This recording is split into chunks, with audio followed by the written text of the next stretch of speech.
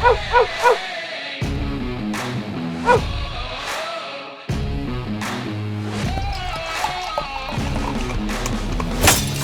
to another edition of the Dogger Pass Podcast. This for UFC 290. This episode of the Dogger Pass Podcast and all episodes of the Dogger Pass Podcast are brought to you by Prize Picks. Use promo code DOP when making a new account to get a match up to $100 on your first deposit. Producer Megan on the sticks. Cody Saftic on the line. Oh, you a shoey bet, Cody. Blagoy couldn't bust a grape. I mean, okay, so I did end up betting the fight, but I bet Blagoy plus 575 by KO, which saved me a lot of money from, like, if I had played the money line, I would obviously have had to put more money down, you know, to get a half decent return on the matter. So it did mitigate some of my losses on the fight, but, like, my God, man, like, you lose a striking matchup, like he no real takedowns for Romanov, just, you know, 3 rounds, cardio kickboxing. It wasn't pretty. And frankly, it wasn't very pretty for Romanov. Like, sure, he won that fight because he was like, he found the one guy in the division that he's like faster than. But unless they're feeding him he's faster than a lot of guys, but he found the one guy that just opted not to pressure him and not make him work and not actually tire him out. So yeah, they gave him the worst guy. I've come to realize, I'll be 32 in a month, going to realize with my old age, Paul, just because you know one guy's really bad doesn't mean you can fade him with another guy who's really bad. So Romanov, terrible, absolutely terrible. But in this case, Blagoy Ivanov shouldn't be in the UFC anymore. Let's be real. So peach or blueberry, what do you think, kid? For chugging purposes, I would say blueberry, but peach sounds kind of nice. Well, maybe for sipping purposes. Why, are you doing a double shoey? No, I'm doing a single. Or you're just shoey. Picking one of them. I don't know. I don't know if my new shoey shoe can fit both. Oh, that's right. You can't handle a double. Well, in light of 4th of July, which is yesterday, I'm going to enjoy a past blue ribbon with you. I'm not going to shoey it because I didn't lose nothing.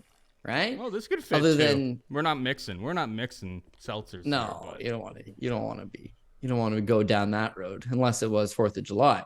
Yeah. Paul's got a new shoey shoe. Exciting times. Children's rubber boots this is my first time using it, but this I feel like may be one of the best decisions I've ever had. Could be, but I feel like the spirit of a shoey is that somebody would take the shoe off their own foot, pour you a beer. So, like, what child pulled off its rain boot and poured that beer for you, Paul? That's the real question on the people's minds. Outside of winning picks, of course. For the record, it's like 32 degrees in Ontario, Canada right now. So hot. Me personally right now, very hot. That's why I'm also enjoying this cold beer. However, the picks, that's the main thing. Let's go hot picks. And I'm going to be straight up with you right off the get-go, Paul. 2 weeks ago, 6 underdogs hit, like the 4 straight underdogs to open up the card, and then Macy Barber and David Onama later on the card. 6 underdog, and a lot of them good plus money. Last week, you and I did pretty good. We outlined Luana Carolina and Ariana Lipsky. Both used Pat Mayo's model. Good plus money on both of them. Both hit. Overall, 4 underdogs on the card. Pretty solid. This week, I can't figure out which underdog's going to do it, but you know somebody's going to do it. So can't wait to jump into this one. 14 fights. Pitter patter. Let's get at it. We've got 14 fights. I mean, a couple of the fights we probably don't have to go too deep into the weeds in analysis because it's pretty straightforward. But main event, we've got Alexandre Volkanovski taking on Yair Rodriguez. Minus 400 for Volk, plus 300 for Yair. Who you got here, Code? I think you got to go with the champion to retain. I mean, 34 years old, and at these lighter weight classes, you know, I'm always going to bring it up, but speed does not seem to be an issue for him. In fact, you know, he's big, strong, sturdy, very aggressive, comes forward. And so with Yair Rodriguez, you know, what makes him such a tricky fighter is that he's very dangerous pretty much everywhere. Like if he's standing, he's going to throw a whole lot of unorthodox stuff. He's going to throw head kicks. He's going to throw flying knees, you know, ask Korean Zombie if he even remembers it, but, you know, a little back elbow out of nowhere. So he's going to throw a lot of dangerous techniques that, of course, when you're the shorter man in Alexandre Volkanovski and you're generally charging forward, it leaves you open to stuff. You can walk into stuff. We're coming off a week where Guram Kudlitz, up 2 rounds for the record, gets melted by a guy that really hadn't shown a whole lot of propensity to knock guys out. Just melts him. Why? Because we're playing punchy kicky, Paul. It's going to happen. So, of course, when you've got someone that's kind of as dynamic and dangerous as Yair Rodriguez, it presents a direct threat. But Volkanovski is just so tough and so durable. And so a lot of guys are like, you know what? Why bother standing with Yair Rodriguez? I'm going to take him to the ground. And then you've seen that last fight with Josh Emmett. You've seen in other fights, very crafty with a submission game, willing to throw up stuff. And then he hits a triangle his last time out. But when you face in Volk, you're facing someone that's cast iron, right? Like your quirky little striking techniques of just knocking guys out, although plausible, against him, probably a lesser chance because he's very durable. He's got a very good chin. In terms of, wearing out one of these guys, getting them tired and catching them late, not going to happen to him. He's got 5-round cardio. He might have the best cardio the division's ever seen. In terms of his come forward style, I think that even though Yair Rodriguez is going to have a lot of success with the kicks, especially in a big cage and he's got time to move around, just constant pressure, constant, forward movement from Volkanovski, I think is going to just back him up steadily, back him up to the cage. If he wants to hit takedowns, they're going to be there all night. And whereas you might catch him in a triangle choke, I seen this guy in a Brian Ortega, a T-City special triangle choke, and he gets out. Got out of a guillotine choke for the record as well. Submission defense just seems to be on point. He can fight a hard 5. He can rack up volume. He can get the takedowns if they're there. And he's super durable. The price, it's a lot because of the way Yair Rodriguez fights. Don't want to be betting too much plus money against him or too much favorite money against him. But at the same time, case in point, the guy was like maybe a couple judges away from winning a fight of Islam Makhachev up a weight class. He had cleaned out 45. He's the king of 45. Yair Rodriguez, meanwhile, winning fights, winning good fights. But 2 fights ago, a guy that can't get past Alexander Volkanovski, Max Holloway, just defeats him on volume. Good fight, but again, loses that fight. His 2 subsequent wins, the Ortega fight ended before it got going. He dislocates his shoulder, done in 1 round. And then the Josh Emmett fight, he looked good in the first, gets dropped in the first, right? Maybe loses that first, took some good damage, and then the second comes back and wins it. So a couple nice wins, but not enough to propel him into Volkanovski's range at this time. So he is younger. He is definitely getting better, and he's a threat. He's a definite threat, but not enough for me to go the other side. I got to go with the King Alexander Volkanovski to retain. Yeah, no disagreement here. It's really, really tough to not back Volk. I don't know if I'm going to back him with my pocket, but the guy's just good everywhere, and he can win a fight with volume on the feet. He can win the fight by mixing in the wrestling, which I think, he's just so good at literally every aspect of the game. He's been in the deepest submission attempts from Brian Ortega and was able to get out of it. The guy, he's been in some tough spots. He's been rocked a few times. Like, don't get me wrong. There could be a couple moments in the fight where you're like, oh God, like he's got him shaky, but until he loses that belt, it's going to be hard to go against him at 145 pounds. I know that he's training with like Blood Diamond. Has been like one of his main training partners for this fight, which a lot of people may be like, oh, Blood Diamonds, that guy's not very good. Well, it's like at the end of the day, it's like if you watch that guy's kickboxing highlights, he seems like a pretty good person to mimic Yair Rodriguez. And he's 170 pounds, so he's a bigger, longer frame who does a lot of crazy stuff as well. So Volk's going to be ready. He's such a consummate professional, even at minus 400. It's like I can't help myself but, back him. I'm sure I'll have some like D-Gen parlays or something like that, and Volkanovski will be on them. But no like serious wager on it. And I don't feel great about like a prop, like whether inside the distance or decision. Inside the distance is like plus 160. Decision is like plus 120. I would lean towards Volkanovski by decision, but punchy kicky over the course of, if he mounts enough volume on Yair Rodriguez, who's been super, super durable, don't get me wrong, I wouldn't be surprised by a stoppage either. So yeah, like Volk maybe on some like degenerate parlays, but I'm going to struggle to get to it any other way. Yeah, no, I would say that I'm looking at overs in terms of rounds just because Volkanovski definitely got a whole lot of power, but yeah, someone who likes to rack up volume, beat you down the stretch. And then Yair Rodriguez, Mexican, first and foremost. But second of all, yeah, the guy's very durable and he's willing to scrap out for 5 rounds. So in terms of prize picks, you're looking at overs. You're looking at striking overs. You're looking at this probably to go 3, 4, 5 rounds at the very least, and then probably be a brutal fight throughout. But the last thing I want to add is that Volkanovski's got like really good leg kicks. He loves to just use leg kicks, high volume. You see in the Max Holloway fight, especially the second one, kind of what pulls him ahead and wins that fight, because a lot of people thought Holloway might have won it. To me, what pulled him ahead and won that fight was just volume and leg kicks and really hurting Max's lead leg, right? Yair Rodriguez relies on a ton of movement. So I think those leg kicks are going to rack up, put up numbers for him, and then those later rounds hopefully immobilize him. You and I briefly talked about it a couple of weeks ago with that Edward Taverdian. He's taking on Edward Petrosian. He was taking on Duncan, right, from the UK. And this guy moves like a fake man's MVP, Michael Venom Page. Like he's very lateral. He's very light on his feet. He's very, karate-esque. And then when you see Petrosian go out there, like everything's just like a soccer player, man, like chop wood. Like all he does is just heavy leg kick. All of a sudden, Duncan can't move anymore. All of a sudden, he has to exchange punches. That's what kind of like plays it out. So I feel like Volkanovski, takedowns is what's going to seal rounds, but he's probably just going to go out there and put on one hell of a show for the fans. And against Yair, who's a willing dance partner to put on a hell of a show, you're playing into his hand, but I still think he wins. Yeah, and those prize picks, prize pick significant strikes is 135.5. It's a lot of significant strikes. Like, I think that's a pretty tight number. And then takedowns is at 3. It's like, that seems like a pretty fair number. I could see him getting to 4. He's one of those guys, it's like he'll mix them in, but it's like very rarely will he just like stick to that game plan because he is of the opinion, and rightfully so, that he can compete with anybody literally at any range. And he's kind of proven that, being able to go tit for tat, like in a volume game multiple times with Max Holloway, and then being able to, he lost wrestling exchanges against Islam Makhachev, but he's taking on a much bigger man and like lived to tell the tale, made that fight way closer than the numbers would have suggested. I mean, he's fantastic. Alexander Volkanovski is the man. You're not going to find any slander here on this podcast. Let's move on to the next fight. We got Brandon Moreno taking on Alexandre Pantoja. Minus 190 for Moreno, plus 165 for Pantoja. These guys have fought twice before, Cody. Pantoja's won both times. Is it going to be a three-peat?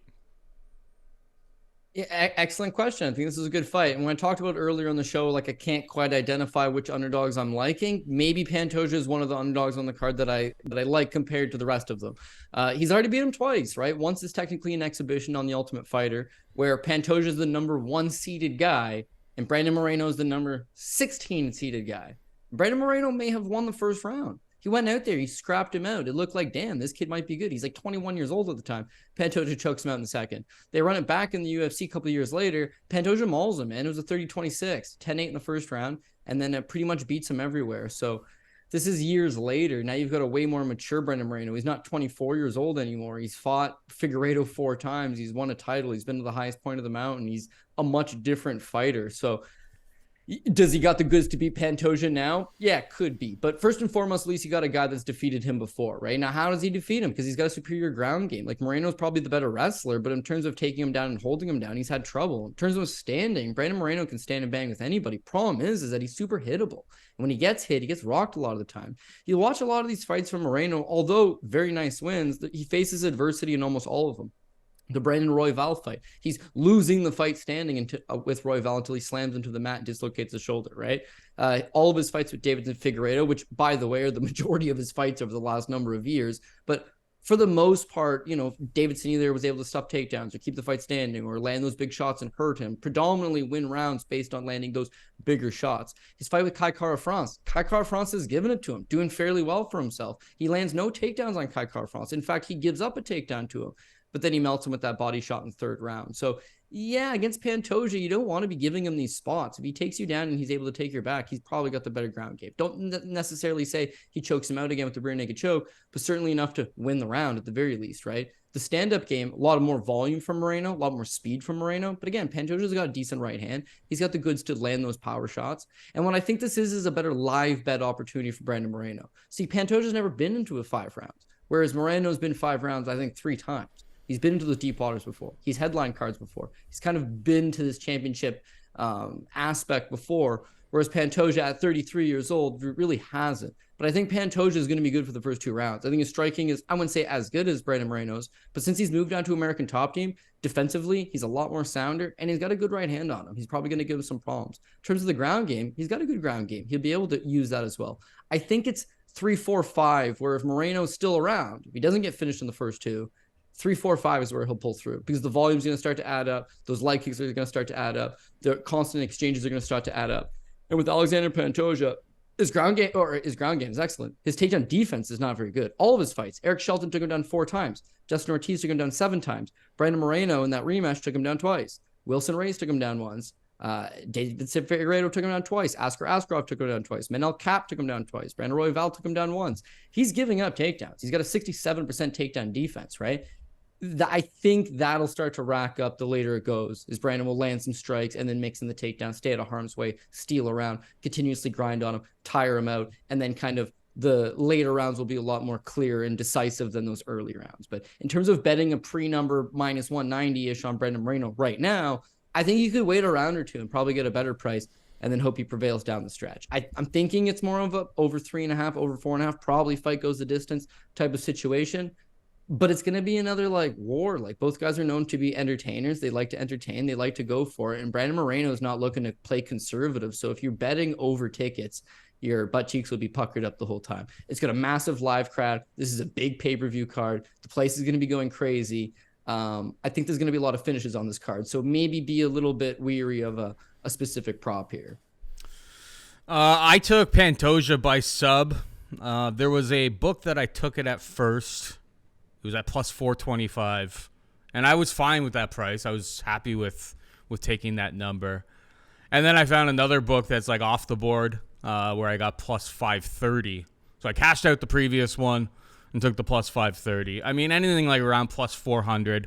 One book has it as low as plus 275, but it's like if you can get plus 400, I don't hate that look. I think Brandon Moreno could land some takedowns late in the fight. As Pantoja gets tired, he's going to avoid grappling at all costs, I think, in the first couple of rounds. And Pantoja he comes at you super, super hard. He lands some big strikes. It could be like a club and sub type of situation. I don't know. I just thought at plus 530, I feel like that's his best path to victory. It's quite a bit more than his money line. And, they fought twice. He subbed them once, and that was way back. That was back on, The Ultimate Fighter. It's like, Brandon Moreno is not even close to being the same person these days. But Pantoja's made some serious improvements as well. It should be a great fight. I would not be getting to Brandon Moreno at the money line. I'll pick Pantoja plus 165 for the purposes of the show. But, yeah, the sub prop at anything over plus 400, I think, is where it's not even where I think my money is going to go. It is where my money is going and where I would suggest it goes for other people. Moving on down, we got Robert the Reaper Whittaker taking on Dricus du Plessis. Minus 400 for Whittaker, plus 300 for du Plessis. Dricus got his nose fixed or something, Cody. Apparently he's not. What a narrative, eh? It's just like this guy fights for 7 minutes and he just gets wild and crazy, and now it's he needs something done to his nose. Now he's gonna have endless cardio. I don't know if I'd be buying into all of that too much. Whittaker's been fighting very, very smart recently. Most of his fights have been 5-round fights.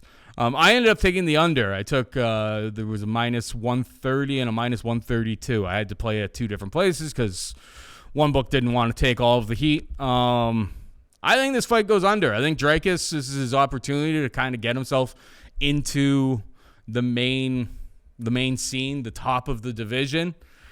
Hanging out at range and just eating jabs from Robert Whittaker is not going to get the job done. I think he's got to be wild, a little bit crazy, a little bit reckless, which is what he does in a lot of his fights, to get the job done here against Whittaker. And I feel like Robert Whittaker, who has not finished too many guys recently, he's been fighting some of the most durable guys at 185 pounds. I feel like Dricus's aggression is going to turn into a finish for Robert Whittaker. So I took, the under 2.5 rounds at minus 130 and minus 132.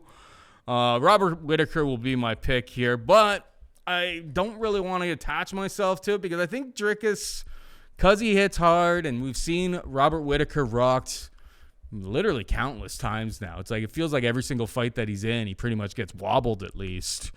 It's enough that at minus 400, it makes me a little bit worried. So that's why I attacked a total. But I think eventually Robert Whittaker will line him up, land a massive shot, and put Dricus away in all likelihood. But yeah, the under is the play for me. What about you?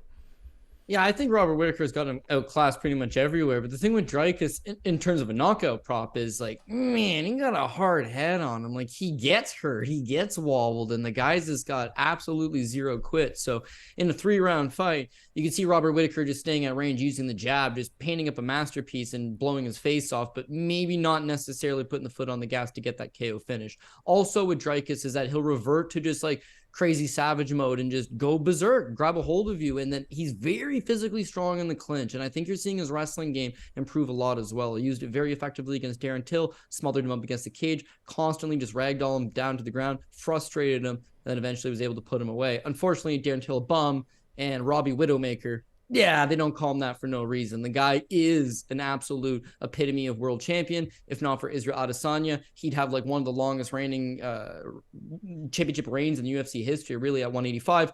Unfortunately, one guy's got his number. Outside of that, Robbie has just been really good. He's been very consistent. And I think at home with the crowd behind him, in good shape, getting a little bit older, but still seems to have the goods. When you watch him, and what makes him so effective is that he's a matador. He's got very high ring IQ. He uses the jab very effectively, very underrated wrestling skills as well. And you've seen him get rocked, get up, and then immediately change the game plan. So being able to make round-to-round adjustments, that's what good fighters are able to do. Making in-round adjustments minute to minute, that's what great fighters do. And I think that even though he has been rocked, his durability isn't quite called into question. And outside of, crazy punch or kick or knee or elbow to the head, I think that he just chips away at him and just is very methodical. It looks like Dricus is a savage. He's a wild man. And then so him coming at you and being reckless and putting on insane amounts of pressure is what tires these other guys out. When you look at the guys he's fighting, Trevin Giles, Brad Tavares looked really good against him early, by the way. Darren Till and Derek Brunson, like I can't say that anybody's known for a deep gas tank, whereas Whittaker is, a guy that can fight into the 5th round, a guy that can put up great volume, a guy that can land power shots, a guy that can very much do it all. So we talked about Alexandre Volkanovski earlier. What makes him great is that he's not a generalist. He's like elite in all those areas. I feel the same way with Robert Whittaker. He really is that guy. Now, at some point, the torch has to get passed. He's been around for a long time. He's starting to rack up some damage. Dricus is one of these young contenders that hasn't really had his crack yet. So at some point, a guy like that is going to come in here and he's going to upset him. I just don't think this is the particular case, right? I think that, skill and veteranship is going to win it outside of those just crazy bursts that is able to overwhelm lesser opponents, not necessarily Robert Whittaker. So I do got him. Money line, it's big. It's big because I know this is going to be a wild fight. There's going to be a lot of variables here. But again, I don't feel necessarily comfortable taking the Whittaker by knockout. I think submission's way off the table for both of these guys. So it's either going to be a Whittaker knockout or Whittaker decision. And I'm not super comfortable on which side I'm leaning quite yet. I would think knockout because the way Dricus is going to attack, is that sustainable against an elite level of competitor? Probably not. So he's probably just going to either kill or be killed. And in this case, if he ain't killing him, he's getting killed. So your knockout prop doesn't look too bad. I didn't take a knockout I just personally don't feel. Oh, you didn't? Yeah. I took the under. Okay. I took the under to cover both sides, just in case Dricus does pull it off, which I think is unlikely. But that might be the better way of approaching it. It's MMA, dude. Anything can happen. The way that guy fights, especially, you don't think that he's got a chance of landing something? Like he fights for your dollar. I just don't want to lose my dollar, so I'm going with the other side. But he'll give it a go for you. That's for damn sure. Yeah, I just took the under, man. If it ends up being Dricus's day, then I'm covered. Like I struggled to see him winning a decision. I think Robert Whittaker will happily just hand out jabs over and over and over for 3 rounds. But like Dricus is going to have to burst through that, and I think he's just going to leave himself liable in more cases. He either, pops in there, gets through the jab, lands something huge, and maybe that's his day. He ends up, getting into the title conversation by getting through Robert Whittaker. But I think more likely Robert Whittaker knocks him out in the process of doing it. But yeah, I'm not going to be shocked if Whittaker wins a decision. It's relatively boring. He mixes in some wrestling, plays it really safe over the course of 3 rounds. He didn't finish Darren Till, so that one's a little bit sketchy. He hasn't finished anybody in a long time. So I think if it goes over, it's probably more likely that Robert Whittaker wins a very, very clean decision here. But I guess we'll find out on Saturday. Moving on down, we got Jalin Turner taking on Dan the Hangman Hooker. Minus 260 for Turner. Plus 220 for Hooker. Who you got? So My mind tells me that the Hooker's gonna get smashed here. Like he's getting beat up pretty good. I think Jalin Turner knocks him out. Probably knocks him out in the first round, and the under 1.5 as well. But I don't know how much confidence I have in there. Like my heart's not letting me get super confident behind it. So on one hand, we got Jalin Turner, who's an absolute specimen, right? 6'3" for 155 pounds, unheard of. You know, Dan Hooker's got length. Dan Hooker's got reach. Those are Dan Hooker's tools. All of that taken right off the table. He's taking on a much longer man. Jalin Turner, young and making very quick improvements. And I've been spectacularly impressed with this guy, fight to fight, how he's just able to use that length and use that grappling, use that knockout power. He's putting everything together quite well. So when you look at his run, it's like steadily better levels of competition, right? Because he starts off fighting pretty bad guys. Kalen Potter, Josh Kulabau, Brock Weaver, Uros Medic.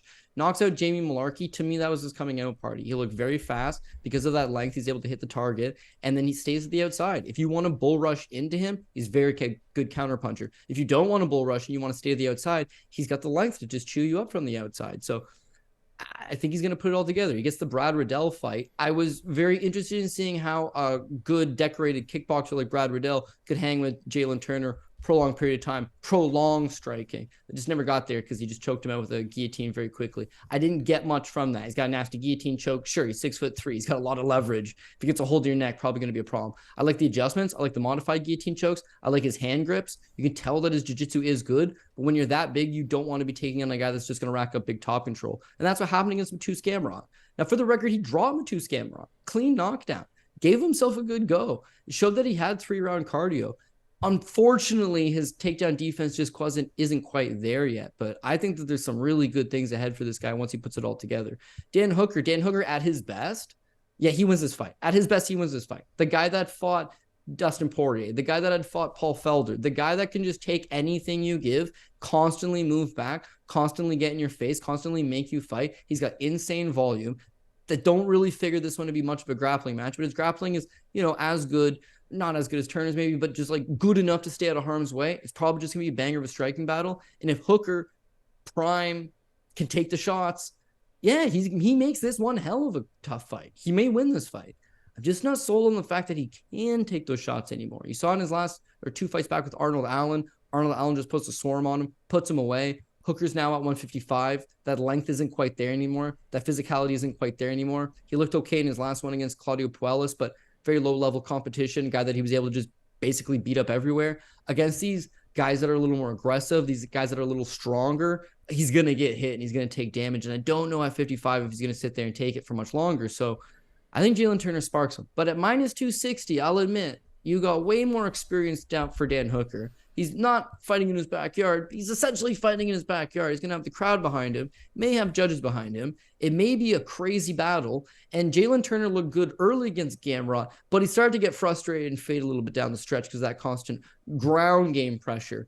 Who's to say Hooker doesn't just make him fight off his back foot the entire time and tire him out and then have the judges sway it in his direction? So if this was minus 165 Jalin Turner, I'm all in. Minus 260 Jalin Turner. I don't know, man. Maybe this is the apple pie shitter. So I am actually going to play Jalin Turner, but maybe like no higher than the third line or lower.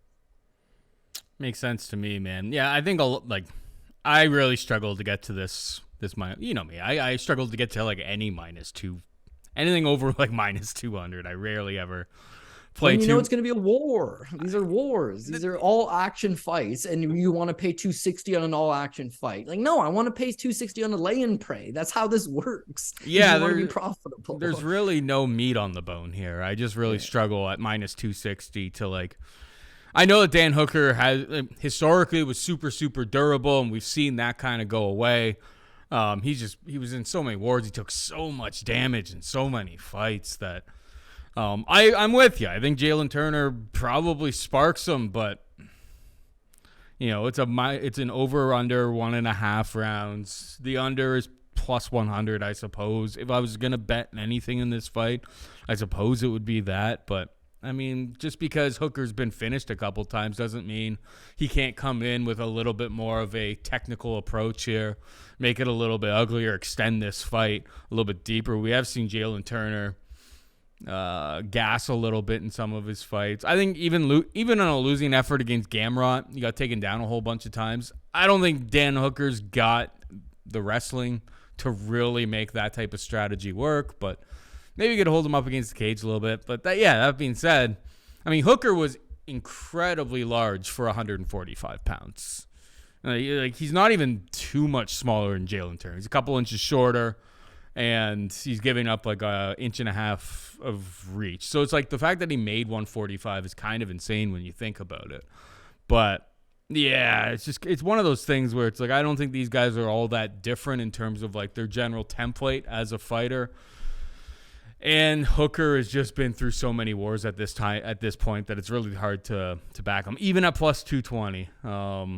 I'm gonna pick Jalin Turner, but I don't really think there's much meat on the bone to be betting him. If I had to force action on anything, I suppose it would be the under 1.5, but even that I don't feel great about.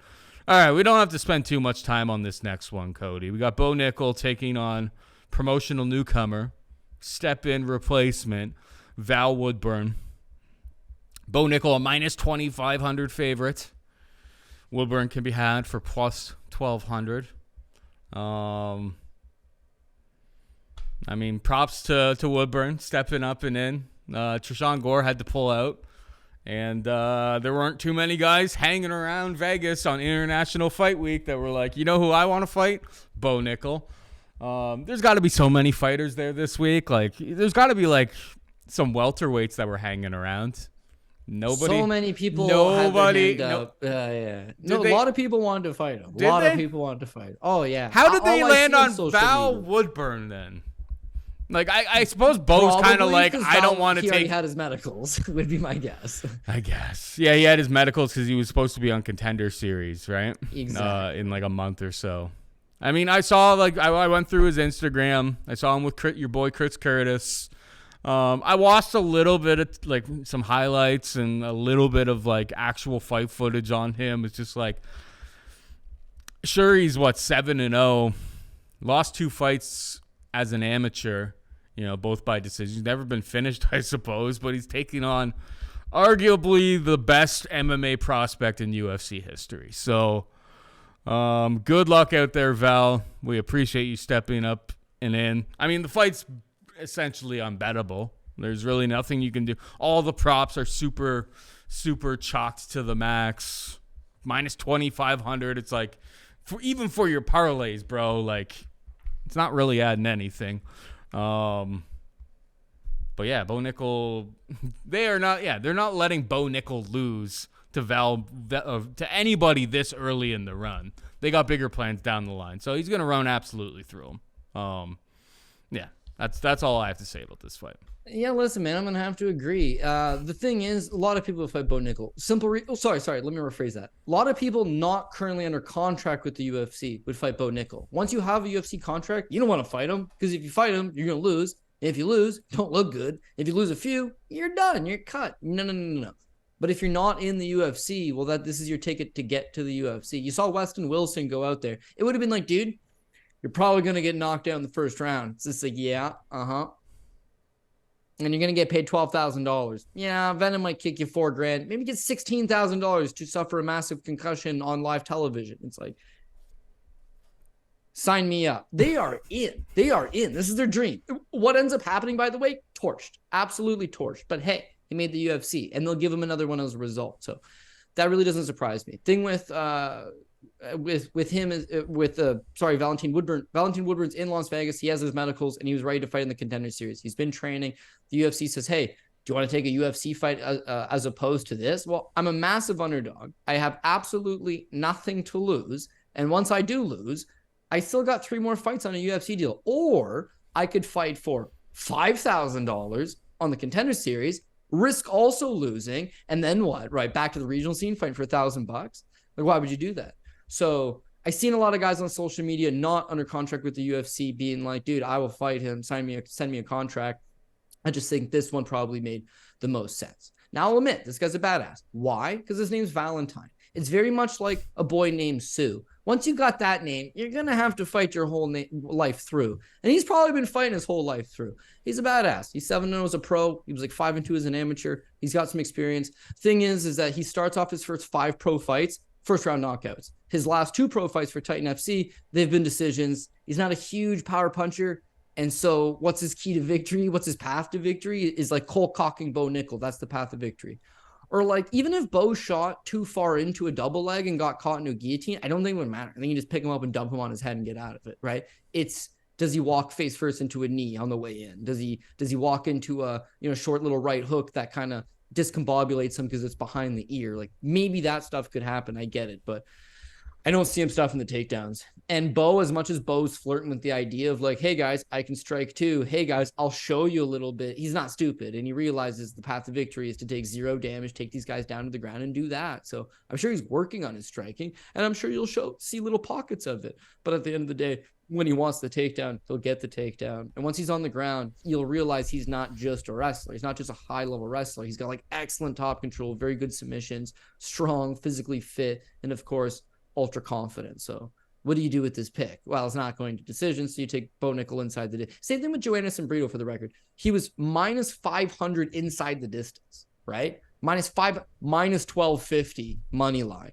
But you knew it wasn't going to go out of 2 rounds. So like, it's still minus 500. Who wants to bet that? But it was a 700 point swing. Bo Nickal will be the same thing. You don't want to bet minus 2,000, minus 2,500. But if you could find a minus 1,000 and you absolutely had to have some action on it, it's probably the best way to attack this thing. So Bo rolls. And I know a lot of people are giving Trejan Gore like a hard time. Like, oh man, he pulled out. And it looks bad because he's pulled out a few times and he's pulled out some other fights. It's hard to fake. I broke my wrist. I need major surgery. I'm out 6 months. That's hard to fake. Right. So I think he hurt himself. Unfortunate, because the optics are, who the hell wants to get in the cage with this guy? But I'm telling you, there quite a few guys do, but they want to be, it's got to be worth their while. If you're in the UFC, give me 100 grand and I'll do it. If you're not in the UFC, give me 10 grand and I'll do it. That's how it works. You're chasing a dream when you're not there. When you are there, trying to get paid. Yeah. And like, for a guy like Trejan Gore, he's coming off of a win against Josh Friend. So you don't want to become like, if he didn't have that win against Josh Friend, I'm sure he wouldn't have wanted this fight, because obviously then he would have been in a situation where you would be like 3 straight losses. It's like, you lose 3 straight times in this promotion, you pretty much always get cut, unless you're like Sam Alvey. But yeah, he knew where the bodies were buried, so that's a totally different conversation all the way together. But I mean, the interesting thing, like over on Prize Picks, Bo Nickal's significant strikes is 10.5, which sounds really, really low until you look at his 3 fights in the UFC, where he's landed 1 against Jamie Pickett, 5 against Donovan Beard, and 2 against Zachary Borrego. He just takes you down immediately from the opening bell and chokes you and submits you. Like, it's pretty clinical at this point. 10.5 may be high, Cody, unless this is finally the fight. 10.5 maybe high. 10.5 may be high, Cody. This may, unless this ends up being the situation where he comes out and he's just like, all right, I got a massive reach advantage. Like, we didn't even really talk about that. It's like Val is super, super short. Pretty, like, he's short and stout, but like he's pretty his arms aren't very long. He's very, very short, stout frame for 185 pounds. Maybe this is the time that like Bo says, all right, I can like work on my stand up a little bit. But under 10.5 significant strikes sounds like really, really risky, but it's like, I still feel like that number's a little bit too high. I think Bo just takes him down whenever he wants to take him down and subs him as he wants to sub him. But I will say that like, it doesn't really appear like Val Woodburn has a neck. That would be a bit of a concern. All right, let's move on to the next one. We got Niko Price taking on Robbie Lawler, minus 260 for Niko Price. Robbie Lawler can be had for plus 220. I mean, you know me. I was like, I would love to back Robbie Lawler, but I don't know, man. Getting finished by Brian Barberina last time out, that was ugly.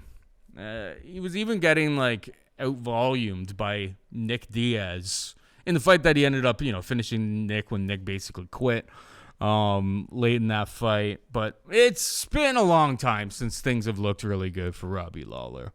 I understand the price completely here. Niko Price should be the favorite. minus 260 is definitely not getting my money, but he will be my pick. I am considering the under 2.5 as like parlay fodder, or I mean, some people like maybe I could play it straight, but I may actually just like add it to a parlay somewhere. I think there's value to be had on the under 2.5 rounds, which I still see out there at like minus 155, minus 160 in a couple spots. I don't think that's a bad look. Maybe Robbie can crack him. Niko Price has been finished a few times in the UFC now, but I think more likely than not, Robbie just kind of hangs out at range and Niko pops him. Yeah, Niko Price will be the pick, but the under 2.5 is where I think my money's going to go. What about you? Yeah, I'm going to have to agree. The last fight for Niko Price is certainly a bit of a head scratcher because the way he fights is fairly reckless, and it involves him taking a copious amount of damage in order to give back a copious amount of damage. But him getting beat up by Phil Rowe in that third round, knocked out, he was tired, he was slow, he was flat-footed. He did not look like Niko Price of old. Now, he's had a lot of injuries. He's 33 years old now, and probably the biggest thing that has probably just, really hampered his fighting career. 7 kids, Paul. Oh, my God. Oh, my God. Probably why he's still fighting. He's the money. Mm-hmm. I don't think he's as good as he used to be. Flip side to that is that Robbie Lawler's 41 years old and almost certainly not what he used to be. Now, I don't really like seeing Robbie Lawler fight anymore. He was at one time my favorite fighter. Hell, even now he's still one of my favorite fighters. But like the past is gone. He's like the longest tenured guy. He doesn't have as many fights for the UFC as Jim Miller, but I mean, he's been fighting for the promotion since the early 2000s. He's been around the block multiple times over. He was one time a young prospect. Then he was a faded away gatekeeper bum. Then he became a world champion. Then he went on a crazy run. And him at his best wins this fight. Him and his best just marches forward, walks through all the pitter-patter Niko Price shots and bombs on him. The fight that he put on with Rory McDonald, the fight that he put on with Carlos Condit, his ability to just withstand pressure, come forward. That wins this fight, but he's just not that guy anymore. Now, when I was in high school, again, Robbie Lawler is my boy, right? So when I'm in high school, I went to high school with this guy named Rob Wright, right? And he was supposed to be super tough. His reputation was that he was a tough guy. Oh man, Rob Wright, don't want to fight Rob Wright. So I call him Ruthless Robbie Wright. I'm like, oh, Ruthless Robbie Wright. Till one time he gets a fight at a party, right? Against this guy, Jack Matthews. And Jack absolutely destroys, knocks out all of his front teeth. All his teeth are gone. So I see him, I'm like, oh shit, man, how do you talk to a guy after that? So I'm just like, Ruthless Robbie, like, tough one. And then he goes, nah, I'm Toothless Robbie now. And that always stuck with me. Like, man, pretty witty after that kind of a beating. But it was like, he was done as a tough guy. Like, his days of a tough guy were done. Just got smoked. His days, and he wasn't Ruthless Robbie anymore. He was Toothless Robbie.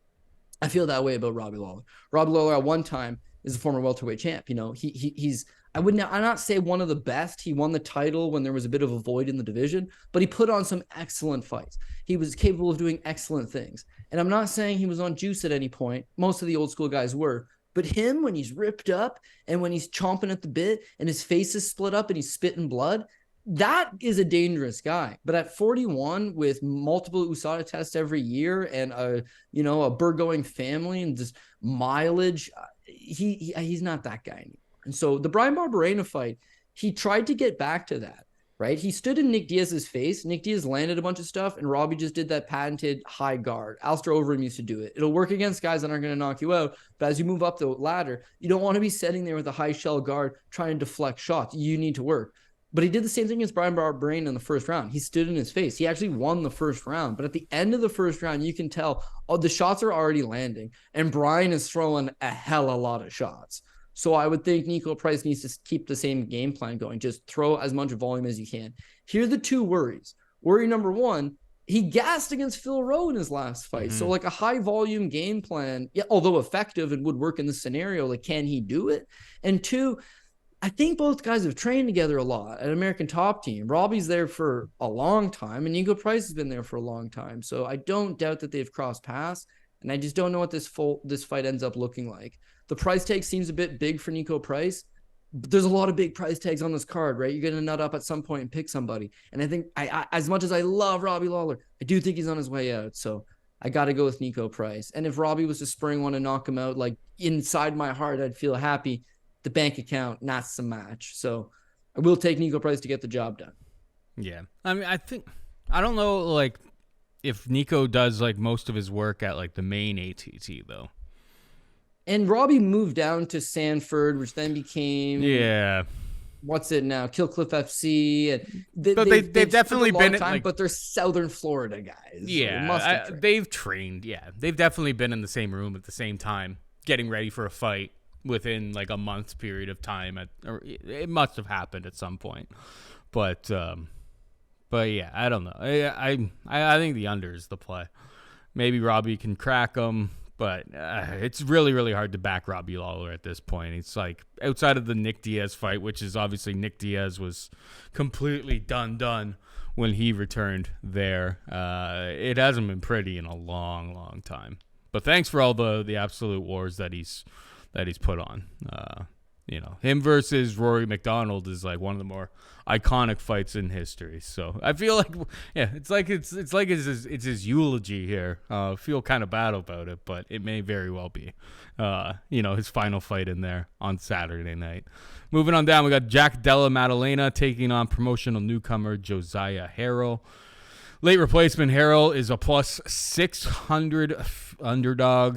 And Jack Della, minus 900 favorite. Went and watched a few of Harrell's fights, and frankly, he's not that guy.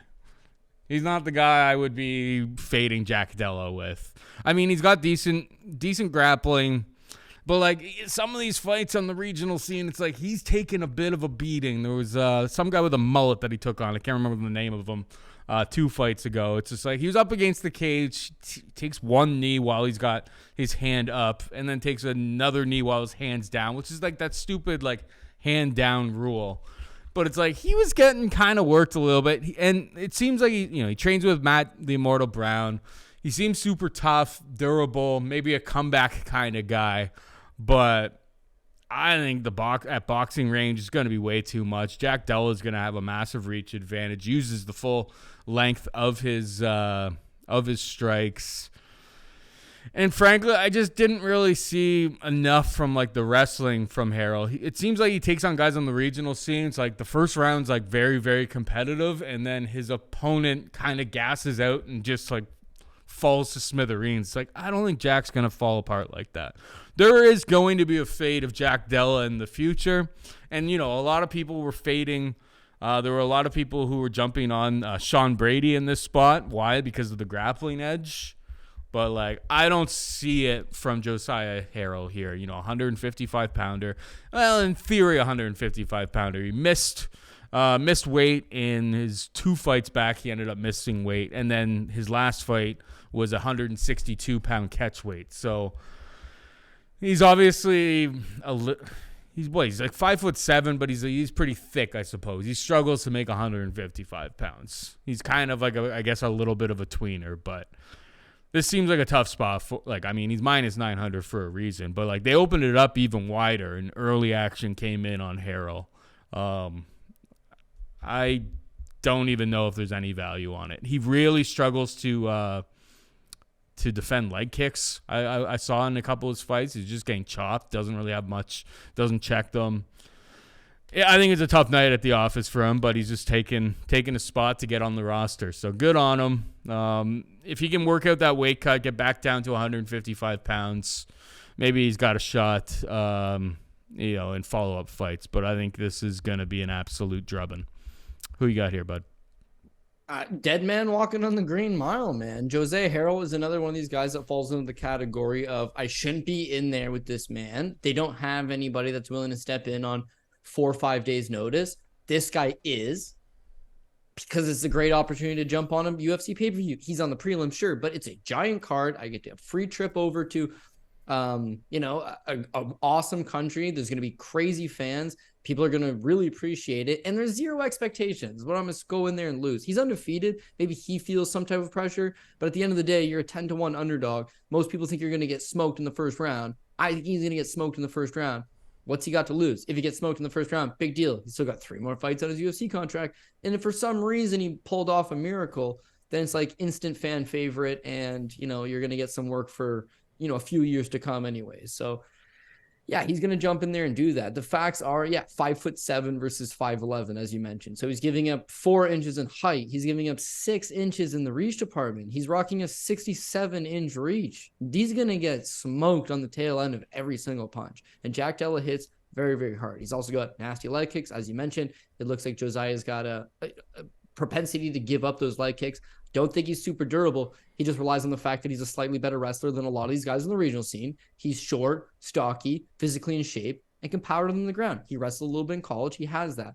If he's able to take down Jack Della, that would be his path to victory. Take him down, hold him down, rack up 2 rounds worth of top control, call it a day. Not going to happen. Not going to happen for 2 reasons. 1, even if he is able to get him down, I don't think he holds him down. 2, if he does get him down, he's not going to hold him down for a prolonged period. So Jack Della is going to be landing the better shots standing. If he doesn't knock him out, but just lands some good shots, gets taken down and gets held down, the crowd, the judges, they'll still give it to him. I think you would need to go out there and put on a killer performance, huge performance, and really stamp a win over Jack Della. And I just don't see it happening. And for the record, funny for Jack Della, his last fight, he takes on Randy Brown, who's 6'3". Now he's fighting a man that's 5'7". He is going to reach the target so much easier. I think he puts a clinic on him. I think he beats him down. I think he stops him in under 1.5. And I like it better than Bo Nickal for the simple fact that like Bo's going to ragdoll this guy. But like, have you ever seen Bo get punched in the face? Like, just for the record, like, have we seen Bo get hit in the face? No. So there's a little more of a like punchy kicky. It's like Jack Della can take a hell of a punch, man. He's got a really good chin. Ramazan Ameev used to fight at middleweight and is a human blanket. He sparks him in 1. Danny Roberts can't take a punch and gets sparked in 1. And Randy Brown's actually very serviceable on a good run. Only 1 fight where he looked vastly out of place was against Jack Della. I think this guy's Jack Jenkins 2.0, and I like Jack Jenkins. So, yeah, sign me up for Jack Della to go out there and perform well in front of the home crowd. All right, we got Yazmin Jauregui taking on Denise Gomes, minus 400 for Jauregui, plus 300 for Denise Gomes. Your thoughts, Code? Yeah, banger.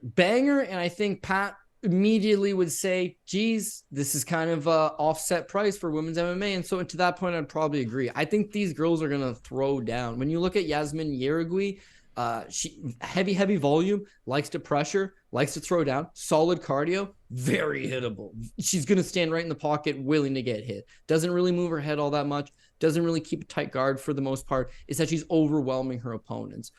When you look at this particular spot, it's like it's going to be hard to go out there and overwhelm Denise Gomes because she's willing to throw down, man. She's super tough as well. She plants her feet. She throws heavy power punches. I think that would serve her good. But when I look at volume and I look at cardio, I definitely think Jauregui has a solid advantage. I think she beats her right from the onset, but the longer the fight goes, the longer it prolongs, then you're going to really see those numbers start to rack up, the damage, the volume, all that stuff start to rack up, through 3 rounds. When I look at what would be the best way to neutralize Yazmin Jauregui, I take down all day. You need to get this girl down. You need to neutralize her. I don't think her get-up game's great. I think there's a lot of defensive laps in her wrestling game. And why would you want to just stand with a girl that's going to go berserk on you for 15 minutes and throw down a tornado of punches? Neutralize her and take her down. Can Denise Gomes do that? She was like fairly soundly out-grappled by Loma Lukabume. So I'm going to go ahead and lean towards her wrestling is not up to snuff to go out there and rely on it for 2 of the 3 rounds. Like, it's not quite there yet. And that would be the best way. So I think they're going to throw down. I think it's going to be a very entertaining fight. I just think Yazmin's going to slowly pull away on the numbers the longer the fight goes. And eventually that leads to a decision. So Denise Gomes live at this plus money. I will give her that. Again, it's just an underdog I can't quite reach. Yeah, I took Denise Gomes plus 350 on like Sunday. It's a good price tag. I mean, plus 300 is pretty much the market right now. Plus 350, I'm like, I think both of them are like really, really decent prospects in this division, and we're going to see them for quite a long time. And I do think that Yazmin Jauregui should be the favorite here. She's an absolute savage, and she's put on some very, very entertaining, high traffic, exciting, dominating fights. I mean, Lucindo versus Jauregui was pretty close. I just think if it's relatively close at plus 350 and these 2 girls just are swanging hammers at each other, I didn't even factor in wrestling whatsoever. I just think if they're just throwing that range and it's relatively close, a plus 350, I took the shot. For the purposes of like who I think is going to win the fight, I think Jauregui wins the fight. But I think it's probably closer to like a 70-30 type of situation than what the plus 350. So I took what I perceive as the value on Denise Gomes. Yeah, like if everything was all equal and this was a pick 'em, of course I'd be picking Jauregui. But yeah, plus 350, plus 300, I was willing to take the shot. Willing to take the Pat Mayo special there. KO prop for who? I'm looking for the KO prop for Yazmin. Plus 175. Yeah, and that's actually growing. So basically, the books are saying you can take more if you want that.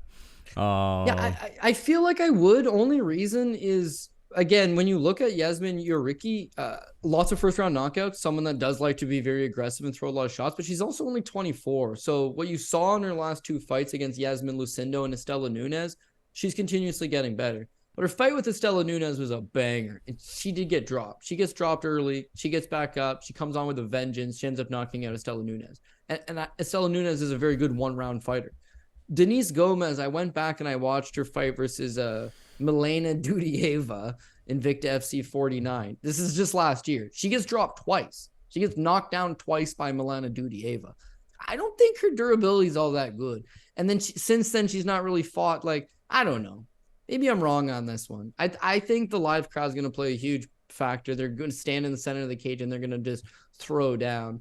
And because women's MMA, people generally try to target the overs on that. Like, I think this one's going the other way. So maybe Yazmin, if she wins by that knockout, plus 175. Flip side to that for Denise Gomes, maybe she lands the kill shot. Maybe she's able to land something in an exchange. Like, Jauregui leaves openings, man. She's there to get hit. It's just you gotta capitalize and hope she doesn't get back up. What if I were to tell you, Cody, that Denise Gomes is younger than Yazmin Jauregui? She's only 23, so it's like she's only getting better too. And her last fight out there, she had a hell of a performance. And the one thing I will say is, like, Loma's wrestling is like criminally underrated fight to fight. She's really put in a lot of work, and you've seen it kind of come together. So it's like that fight was like short notice for her coming into the promotion as well. So it's like I didn't read into it all that much. I think Yazmin is an absolute, a definite top end prospect with a lot of potential moving forward. But I just think the line is a little bit wider. I wouldn't really suggest getting on to like the minus 400 on Jauregui, because I think this could play out a lot closer than those numbers suggest. And that's why it's a small shot, man. Like if she loses, it's not going to like ruin my night by any stretch of the imagination. But yeah, I had to take the shot early in the week. I saw the market moving and said I had serious FOMO, Cody. You know how she goes. All right, moving on down. We got Jimmy Crute taking on Alonzo Menifield. Minus 120 Crute, plus 100 for Menifield. I mean, a rematch, it's very, very rare that they run it back. I don't mind that they ran it back here. It's like, it was a super, super fun slop fest between the two of them. I was on Menifield plus 160 heading into that, and I feel like I had a pretty solid bet. He wasn't able to put him out of there in the first 2 rounds, but he was up 2 rounds.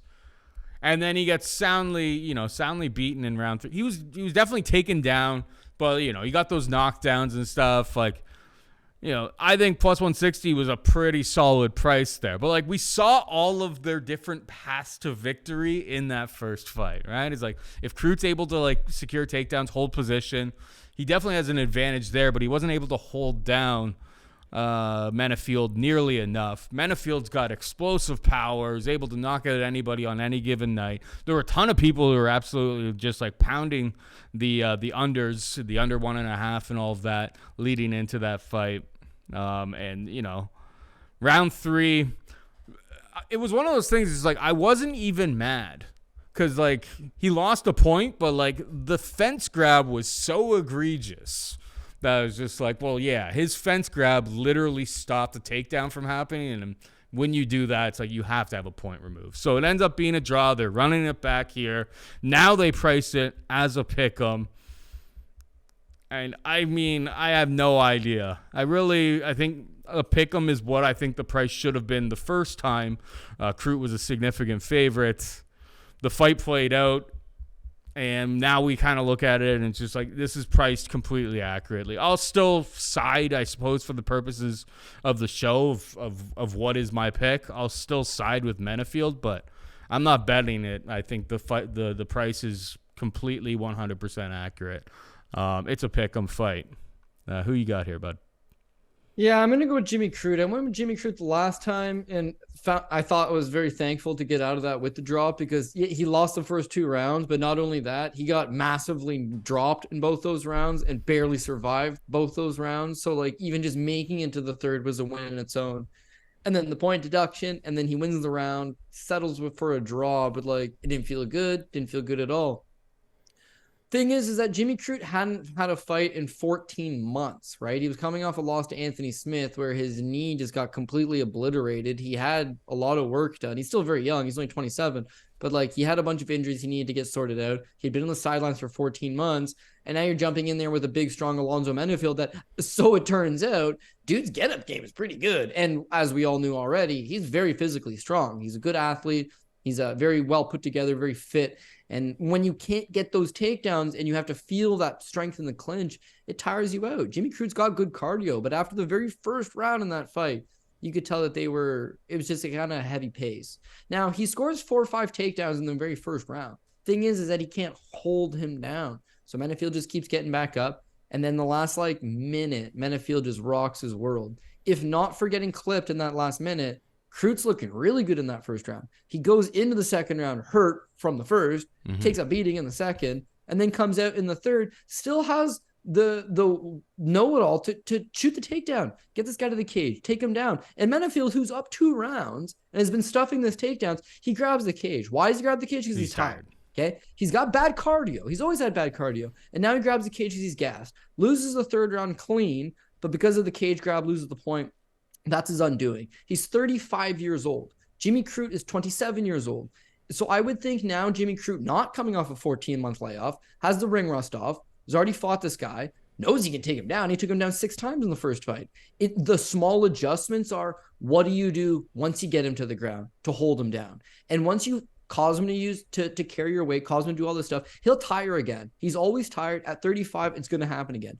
Crute at 27, you can make an argument for him. He got tired because of the long layoff. If you get a fresher version of him, young, still getting better, the takedowns are on the table, he's just got to make sure he doesn't get chin checked. But this is a better price tag than it was the last time. And I just hope that he's made those adjustments, gets his fight to the ground, and hopefully makes it look easy. So Alonzo Menifield, when he's on, he's like an Eric Anders. When he's on, dude's not bad. At least half the time, he is not on, and he just goes through the motions, tires out, and kind of stares at his opponent. So hopefully that version of the guy shows up, because I got to go with the other side. And Jimmy Crute, again, at home, hopefully comes out and shows the world that he's still got it. All right, we got Tatsuro Taira taking on Edgar Chairez, minus 1,100 for Taira, plus 725 for Chairez. Taira was supposed to fight, a couple weeks ago? Yeah, the ABC 5 card with Emmett Topuria. Yeah, it was that card, 2 weeks ago. Clayton has a bad weight cut, and then the fight gets scrapped. Surprise. Yeah, shocker alert. And here we are with Chairez. Lamb to the slaughter here, Cody. I mean, Taira, his back takes are just so solid. Minus 1,100, there's no way for me to get to it. The real question, I suppose, here is, does Taira get this guy out of here super, super quick and early? Because, the minus, or under 1.5 is minus 145. That's still playable at that rate. That's kind of the big question that we have here. Rather than, is Taira going to win? Yes, Taira is going to end up being our pick here. But how quickly does he do it? Yeah, I'm thinking he gets it done probably first or second round. I would lean towards second round. But yeah, I mean, he's got such a slick back take, like you said, that it's hard to imagine that he's not going to end up on his back. And it's one thing you see it a lot of times. It's like elite guys are on your back. Aljamain Sterling's on your back, but they can hand fight him for 5 minutes. Like, just because he's on your back doesn't mean he's going to get choked out. Taira gets the back. He seemingly ends up finding your neck at some point. He caught CJ Vergara pretty late in the round. Again, a lot of just pure domination with his grappling. He's got a lot of good stuff going on for in this fight. Because see, him and Klidson Rodriguez. Klidson's big for the weight class. Klidson's real strong. And Klidson has a striking advantage. So there was advantages for him here. Against Edgar Chairez, I'm not seeing any of them, Paul. He's at a wrestling disadvantage. He does not throw enough volume. He's not really known as a striker. And his grappling game is subpar in comparison to Tatsuro Taira. So I just don't know where he wins this thing. Now I'll admit, he's on the Contender Series against Clayton Carpenter. He hurt him a little bit in the first round. He did okay in the first round. Second and the third, he gets taken down. He gave up 3 takedowns. He got dominated on the ground. He gives up both of the second and third round, loses a decision. He goes back to the regional scene, beats this Roberto Guerrero, and then he damn near killed a man, Gianni Vasquez. I mean, Frank Colazzo, the referee, basically almost let a man die in a cage that night. But you'll remember, it went viral. He caught him in a triangle armbar. Dude's done. Dude's done for a minute. He's out cold, and his arm's getting snapped in this armbar, but he's out cold, so he can't really do anything about it. And the referee's just checking. He's checking. It was a crazy viral moment. So I think they signed him to fight on the Contender Series. Coming off of that, he won the Fury FC flyweight title in the win, but there's also a viral submission, right? So now he's on the Contender Series. And then what you'll notice about this card is, and I think it's the new mold for the UFC, instead of chasing down replacements, they're just going to use guys that are already booked for the Contender Series. This is essentially UFC bucket list. Mm-hmm. It's guys that are like, shit, I will take a fight and get killed. I don't give a shit about that. I'm Valentin Woodburn. I will get smoked by Bo Nickal. No problem. Sign me up. I just want to be there. Josiah Harrell, I'll come in as a 10-1 underdog against Jack Della and get murdered because I'm just happy to be there. Edgar Chairez, I still might be another fight on the Contender Series, another 2 fights. It's another... When you lose in the UFC, but you have a 4-fight deal, you're guaranteed that other fight. Yeah, they might cut you after 2 or 3, but you'll get 1 more. The Contender Series, there's no guarantee. You lose, that's it. Fight 3 more times and come back to the Contender Series in 2 seasons from now, 2 years from now. Athletic prime gone. So they're jumping at the opportunity, but that's why you're seeing these mismatch odds. And I hope it's not a trend for the UFC, because you used to never see 6-1 on a card. You never see 6-1 on a card. Now there's some 6-1s. Now there's some 8-1s. Now you have a card that has 3 separate double-digit figures. You got Jack Della's a 10-1 favorite. Bo Nickal's a 25-1 favorite. Tatsuro Taira is 11-1 favorite. We're going to talk about Cameron Simon. He's a 5-1 favorite. He should be a 10-1 favorite. There's some pretty big prices on this card, I would say. I mean, that's probably the truth for the entire industry at this point, though. But it's turning into boxing. That's what you want to get away from, is not have these minus 1,000s. The books got sit with Habib up until his last few fights. I don't think he was ever higher than minus 300. The Daryl Horcher fight, I think he was minus 700 or something like that. It's just that was considered a big price tag. And that was considered a big price tag back then. It's just they got sick of letting you have these free legs that were 95% win probability for minus 700. Guys that were going to win 90% of the time should have been a minus 1,000, but they were minus 300s on a lot. They got sick of, guys like you parlaying them, and this is how the books are fighting back. They're making these lines a lot more wide these days. And I mean, for some, it kind of stops people and they start looking for ways to pick apart which dog's going to fall apart, that type of thing. But yeah, it's the game's definitely changed. It's really, really... does Chairez win 1 out of 10 times? It's basically what they're saying to you at this point. Maybe he does. So minus 1,100. Maybe he does. Maybe he does. So minus 1,100, they're not really leaving you any meat on the bone there. The real question becomes if Taira is able to get him out of there in the first or second round. The under 1.5, if I was forced to play something in this fight, is how I would go about it. But these backpacker guys, if they're not able to get the rear naked choke, they're just happy to just hang out there and wait for you to make a mistake. So, it's not something I really, really love at minus 145 to the under 1.5 rounds here, to be perfectly honest. Like Taira, if he has back control, he's going to be like, well, this is perfect. They're not going to stand me up. He's going to look for submissions, but he's not going to take any big time risks to ensure that he sinks it in. All right, moving on down. We got Vitor Petrino taking on Marcin Prachnio, minus 300 for Petrino, plus 250 for Prachnio. Vitor Petrino, he's a guy coming into contender series, after contender series, a guy, big time bomber, absolutely knocks guys out.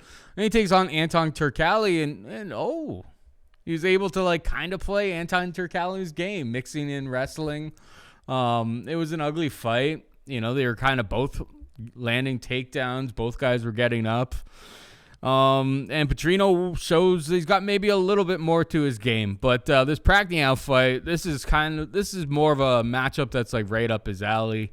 Prachnio historically has had a questionable chin. He's been a lot smarter with how he's approached a lot of his fights. He knows that his chin is a little bit questionable and has been better at keeping range and playing it a little bit safe. I think more often than not, Petrino cracks him and knocks him out of there early. So Petrino will be the pick, but minus 300, there's really nothing there for me. What's your take here, bud? Yeah, going to be much of the same. I think that Marcin Prachnio, the UFC's done him a massive favor. This is a guy that they owed absolutely nothing to. They didn't have to do anything for him, but they did. He lost his first 3 fights in the UFC, all by first-round knockout. Sam Alvey knocks him out. A very embarrassing fight for the people that remembered. He runs face first into 2 shots. Magomed Ankalaev ices him in 1. Mike Rodriguez punches him out in 1. I don't know how you keep your job with the company. You're 0-3. You got knocked out in the first round all 3 times. You weren't competitive in either of those 3 times. How do you keep it? But they do. They keep it, and they give him Khalil Roundtree because he's supposed to get killed here, right? This is his 4th fight. Then he's gone. He's a plus 290 underdog. But Khalil got a bad gas tank. Khalil gassed out after the first round. Ike Villanueva is just flat out terrible. William Knight is flat out terrible. He outstruck William Knight 74-8. Willie just sat there and got his leg kicked off the entire fight. No sense of urgency. No sense of anything. Caught a short time after. Terrible fight. So can he beat that level of guy, Paul? Yeah, he can beat that level of guy. But I think Petrino, there's more to his game for sure. 25 years old, still a young, good prospect. Comes in with a lot of first-round knockouts on the regional scene. Brazilian regional scene, ices guy in the first round. What do you take from that? So when you see him on the contender series against Bello, he gets dropped. He gets hurt early, but the kid's in good shape, man. And I think he's fairly durable. So yeah, he got clipped, but he gets back up. He puts it right back on him. He ends up knocking out Rodolfo Bellato in the second round. So I think that he's got power striking. I don't think he's got quite as much volume. He doesn't seem to throw big combinations or anything as much as he's waiting on that one singular shot. Prachnio, if it ends up being a sparring match, Prachnio's got good low kicks. Prachnio's got probably better volume. Prachnio could keep this thing competitive, but I think the one hitter quitter power from Vitrino would lead to suggest if it's going to be 15 minutes, he's going to have opportunities to land that big shot. I think it's the wrestling, which I didn't necessarily knew he had until that Anton Turkalj fight. Turkalj is a Swedish wrestler. He's, and that fight was just scrambles and shots and wrestling. He took down Turkalj 7 times. Turkalj took him down 5 times. Heavy pace, heavy grappling pace. And Vitrino's cardio looks solid, man. This guy is in good shape. And I think that's Prachnio's undoing. He beat Khalil Roundtree because Khalil Roundtree gassed out, right? Even his fight with Felipe Lins, he wins the first round. And then he's complacent to stand there and kind of watch, right? So I think Petrino mixes in those takedowns. If he doesn't melt him with a big right hand, I think he just mixes in the takedowns, doesn't gas out, puts a grind on him. He's either going to win a decision or he's going to win by knockout. But I think the Brazilian prospect, still a work in progress. But again, 25 years old, and he's got a couple things some variables to his game that you can't teach. So I like what I see, and I think that he'll continue to get better. Boom. All right, moving on down, we got Cameron Simon taking on Terrence Mitchell. Simon a minus 550 favorite. Mitchell can be had for plus 400. I mean, Mitchell has a whole bunch of finishes in Alaska FC, Alaskan regional scene. Not exactly the highest level of competition. And he's obviously reigns supreme. He's the king of Alaska, I suppose, at this point. But No, Jared Cannonier is the king I of Alaska. mean, yeah, but He's actually good. He's actually good. None of the other ones are Jared good. Cannonier, to get good, had to go to the desert, Cody. That's true. Leslie Smith as well. Or sorry, not Leslie Smith. Who's my girl? You know who I'm talking about. Lauren Murphy. Lauren Murphy. Yeah, she's from Alaska. Also had to go to the desert. Had to go down to Phoenix, had to go down to Arizona to improve their craft. Jared Cannonier wasn't always the Jared Cannonier that we are blessed with these days. I mean, the guy was 2 weight classes bigger. Yeah, I mean, when you live up in Alaska, you probably got to keep a little extra meat on the bone to maintain your body heat. But I mean, you were already. It just melts right off. Now you're a ripped up middleweight who's in title contention. Exactly. I mean, just a little bit of sunlight, sweating a little bit, and all of a sudden the guy's just super, super jacked. But I mean, you were the previous fight or 2 fights ago, you were taking shots at Terrence Mitchell saying Simon should be minus 1,000. So I didn't miss that. I imagine you got Simon. You got Simon all day. You got Simon inside the distance. Yeah, I got him all day, twice on Sunday. Like the guy, I think he's got him beat absolutely everywhere. But this comes back to bucket list. It's a bucket list thing. So when you look at Terrence Mitchell, because what catches your eye is that he's 15-2. It's just like, oh shit, he's 15-2. But that's just, the optics on the outside looking in. His wins are over absolutely nobody. He's fought for Alaska FC predominantly right throughout. And then finally he jumps out on the Ultimate Fighter season 24, right? So he comes on season 24. It's a flyweight season. He's a flyweight. He gets in there with Kai Kara-France, who's obviously good, but at the time, people didn't really know who he was at the time. And it's the first real step up in competition for him. And Kara-France just comes right forward, puts a combination on Mitchell. Mitchell just folds over. 30 seconds. 30 seconds, he's done. First time he stepped up in competition, he lasted 30 seconds. After that win, he took two years off, comes back for Alaska FC. Then get this, Paul. He decides to leave Alaska FC. Alaska FC is the bottom of the bottom. People laugh at them all the time. I need to get some improvement.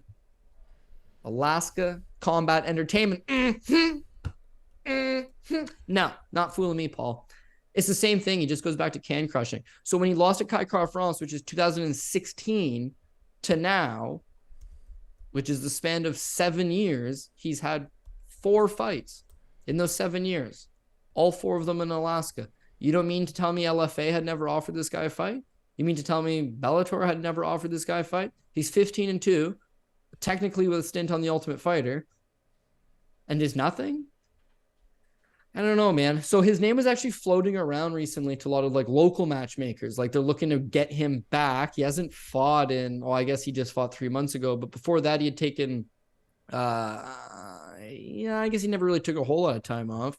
He just fights about once every few years. I guess after he won his one comeback fight in 2018, he took off until 2022. So between the Ultimate Fighter, 4 years he had fought in once. You'll see one of these wins, Josh Terry, it's by disqualification. Doesn't appear on a Sherdog record. They have no record of even happening. Apparently he got disqualified in the 3rd round, which is interesting because all of his other fights, first round finishes. He's on paper not been out of the first round in 9 years.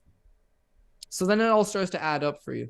Here's a guy that had fought locally in Alaska, right? Against nobody, racked up a pretty record, got it, used it to get onto the Ultimate Fighter, sparked in 30 seconds, realizes fighting's not really for me, takes 4 or 5 years off, decides, hey, why not beat some local guys in Alaska for old time's sake? And then the UFC calls and you can make your dream come true. Jump up and take this spot. Wouldn't you? You're 33 years old. You've never fought anywhere other than Alaska and one time an exhibition fight in Las Vegas. Yeah, of course you're taking the plane ride. Of course you're taking the opportunity. But where does he win this fight? I couldn't tell you. He likes to wrestle on his regional scene fights, and he's got a lot of submissions. That would be his key here. Cameron Saman's wrestling doesn't look all that great. He's an all-action striker, a brawler, stay in your face, put a lot of pressure on you. You can, and foul the shit out of you. The guy's got to watch himself. But you got 2 paths of victory here. Path 1, maybe he can take him down. Maybe he can control him. I don't see it happening. But the wrestling would be his avenue. Thing number 2, Cameron Saman gets himself disqualified because, boy, that guy throws up a lot of fouls, man. God damn. That's almost cost him last time out.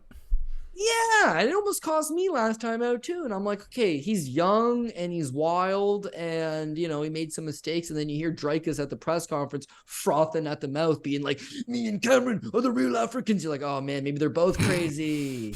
God damn it.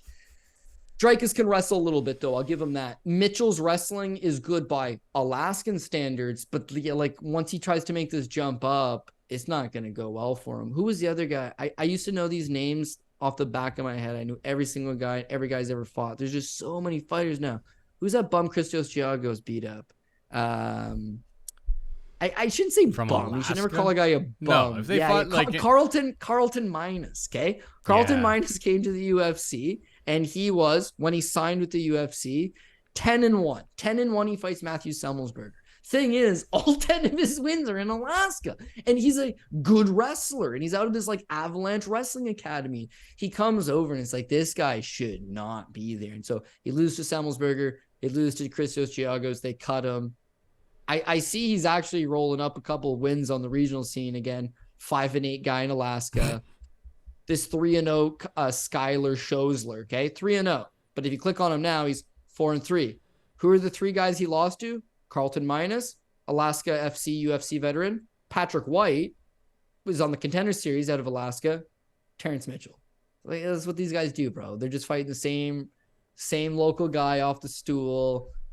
This guy literally just came off a crab fishing boat 2 weeks ago. Like, this is what they do for their free time. You used to plant trees, okay? Yep. So imagine it was like, hey, you can go down to Flim Flam, Manitoba and fight a guy and they'll give you $250 in free drinks. You might not do it, but some dude there that's been cooped up in a tent for a month, he's doing it.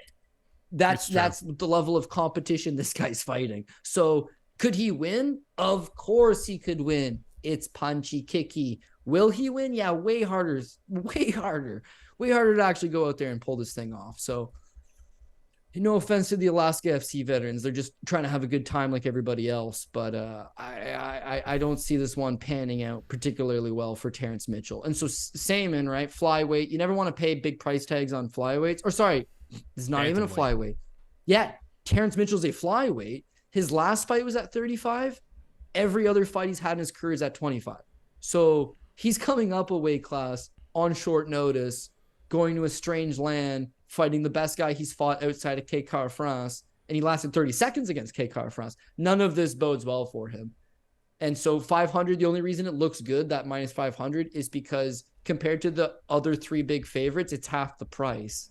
And probably as safe, unless he gets himself DQ'd. God damn it.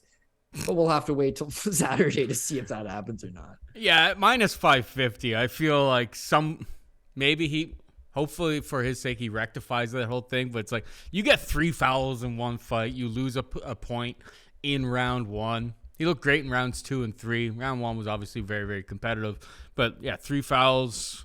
All of a sudden, it's teetering on the side of DQ type of situation. Like, at minus 550, it kind of keeps me away from this type of fight. But I'm with you. I'm picking Simon to win. I watched a few of Terrence Mitchell's fights. I didn't see all that much. And I think you were talking about like Flim Flam, Manitoba and tree planting. I think it would be a much better comparison is like, oil country up in like, right, like Alberta, Fort Mac, or where was the other disgusting place that I spent some time in?